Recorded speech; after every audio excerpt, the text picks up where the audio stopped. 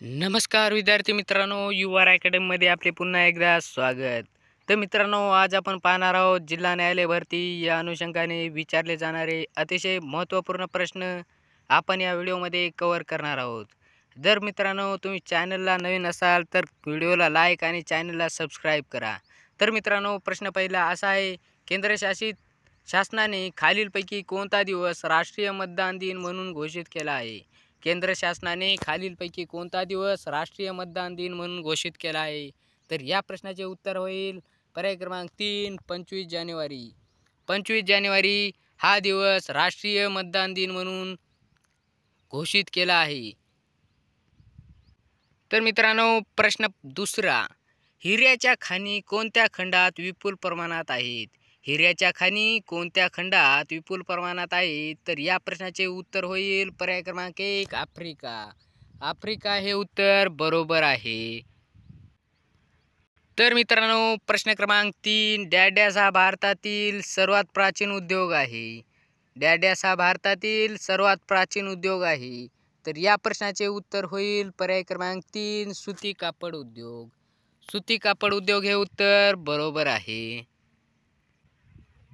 तर विद्यार्थी मित्रांनो, प्रश्न क्रमांक 4 असा आहे, पर्यावरणास हानी न पोहोचविणाऱ्या उत्पादनास कोणते प्रमाणपत्र दिले जाते? पर्यावरणास हानी न पोहोचवणाऱ्या उत्पादनास कोणते प्रमाणपत्र दिले जाते? तर या प्रश्नाचे उत्तर होईल पर्याय क्रमांक 4, इकोमार्क. इकोमार्क हे उत्तर बरोबर आहे. तर विद्यार्थी मित्रांनो, प्रश्न क्रमांक 5 असा आहे, डॅश हा शासकीय महसुलाचा सर्वात महत्त्वाचा स्रोत आहे. डॅश हा शासकीय महसुलाचा सर्वात मोठा स्रोत आहे. तर या प्रश्नाचे उत्तर होईल पर्याय क्रमांक 1, कर योजना. कर योजना हा शासकीय महसुलाचा सर्वात मोठा स्रोत आहे. पर्याय क्रमांक 1 हे उत्तर बरोबर आहे. तर विद्यार्थी मित्रांनो, प्रश्न क्रमांक 6, स्वरूप लक्षात घेता नाबार्ड या संस्थेचे वर्णन तुम्ही खालीलपैकी कोणत्या शब्दात कराल? स्वरूप लक्षात घेता नाबार्ड या संस्थेचे वर्णन तुम्ही खालीलपैकी कोणत्या शब्दात कराल? तर या प्रश्नाचे उत्तर आहे मित्रांनो पर्याय क्रमांक 3, बँक. बँक हे उत्तर बरोबर आहे. तर विद्यार्थी मित्रांनो, प्रश्न क्रमांक 7, स्टॉक एक्सचेंजर वर कोणत्या संस्थेचे नियंत्रण असते? स्टॉक एक्सचेंजरवर कोणत्या संस्थेचे नियंत्रण असते? तर या प्रश्नाचे उत्तर आहे मित्रांनो पर्याय क्रमांक 2, सेवा. सेवा हे उत्तर बरोबर आहे. तर विद्यार्थी मित्रांनो, प्रश्न क्रमांक 8 असा आहे, राज्यपालाची नेमणूक कोण करतात? राज्यपालांची नेमणूक कोण करतात? तर या प्रश्नाचे उत्तर आहे मित्रांनो पर्याय क्रमांक 2, राष्ट्रपती. राष्ट्रपती हे राज्यपालाची नेमणूक करतात. तर विद्यार्थी मित्रांनो, प्रश्न क्रमांक 9 असा आहे, भारताने राष्ट्रीय मानवी हक्क आयोगाची स्थापना कोणत्या वर्षी केली? भारताने राष्ट्रीय मानवी हक्क आयोगाची स्थापना कोणत्या वर्षी केली? तर या प्रश्नाचे उत्तर आहे मित्रांनो पर्याय क्रमांक 4, 1993. 1993 हे उत्तर बरोबर आहे. तर विद्यार्थी मित्रांनो, प्रश्न क्रमांक 10 असा आहे, चीन या देशाचे चलन कोणते? चीन या देशाचे चलन कोणते? तर या प्रश्नाचे उत्तर आहे मित्रांनो पर्याय क्रमांक 3, युआन. युआन हे उत्तर बरोबर आहे. चीन या देशाचे चलन युआन आहे. हे उत्तर बरोबर आहे. तर विद्यार्थी मित्रांनो, प्रश्न क्रमांक 11, कोणता दिवस आंतरराष्ट्रीय महिला दिन म्हणून घोषित केला जातो? कोणता दिवस आंतरराष्ट्रीय महिला दिन म्हणून घोषित केला जातो? तर या प्रश्नाचे उत्तर आहे मित्रांनो पर्याय क्रमांक 1, 8 मार्च. 8 मार्च हे उत्तर बरोबर आहे. प्रश्न क्रमांक 12, संयुक्त राष्ट्र या आंतरराष्ट्रीय संघटनेची स्थापना केव्हा झाली? संयुक्त राष्ट्र या आंतरराष्ट्रीय संघटनेची स्थापना केव्हा झाली? तर या प्रश्नाचे उत्तर आहे मित्रांनो पर्याय क्रमांक 4, 24 ऑक्टोबर 1945. 24 ऑक्टोबर 1945 हे उत्तर बरोबर आहे. तर मित्रांनो, प्रश्न क्रमांक 13 असा आहे, भारताच्या सुरक्षा व्यवस्थेच्या सर्वोच्चपदी कोण असतात? भारताच्या सुरक्षा व्यवस्थेच्या सर्वोच्चपदी कोण असतात? तर या प्रश्नाचे उत्तर आहे मित्रांनो पर्याय क्रमांक 2, राष्ट्रपती. राष्ट्रपती हे उत्तर बरोबर आहे।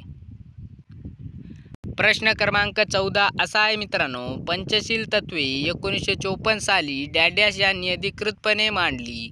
पंचशील तत्वे 1954 साली डॅडॅश यांनी अधिकृतपणे मांडली। तर या प्रश्नाचे उत्तर आहे मित्रांनो पर्याय क्रमांक 4 पंडित जवाहरलाल नेहरू। पंडित जवाहरलाल नेहरू हे उत्तर बरोबर आहे। तर विद्यार्थी मित्रांनो प्रश्न क्रमांक 15 कार्बनचा अणुवस्तुमानांक किती आहे? कार्बनचा अणुवस्तुमानांक किती आहे? तर या प्रश्नाचे उत्तर होईल पर्याय क्रमांक 4 12। 12 हे उत्तर बरोबर आहे। कार्बनचा अणुवस्तुमानांक 12 आहे। तर मित्रांनो प्रश्न क्रमांक 16 असा आहे, लोकसभेची जास्तीत जास्त सदस्य संख्या किती आहे?